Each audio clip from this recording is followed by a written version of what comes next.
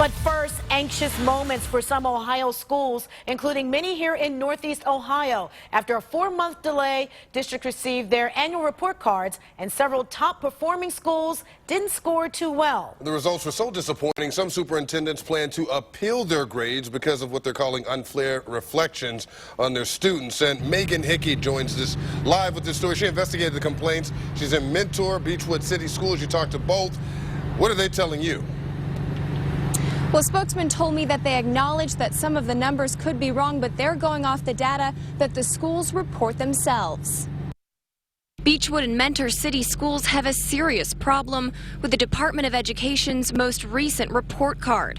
And according to DOE data, so do nearly 80 other Ohio schools. I don't know who, that's a lot of appeals. Kristen Kirby from Mentor Schools tells me her district ACT score data is totally wrong.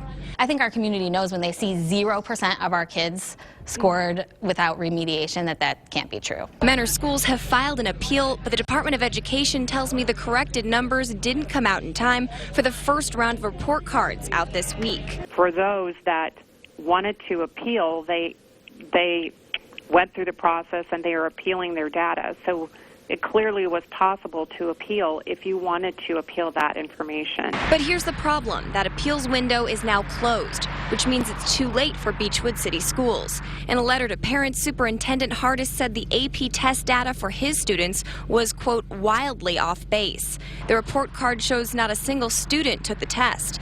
In reality, he says students took more than 450 tests this May. More than 350 passed to receive college credit.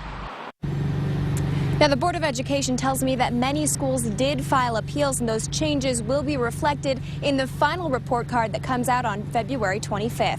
Live in Beachwood, Megan Hickey, News Channel 5. Thank you, Megan.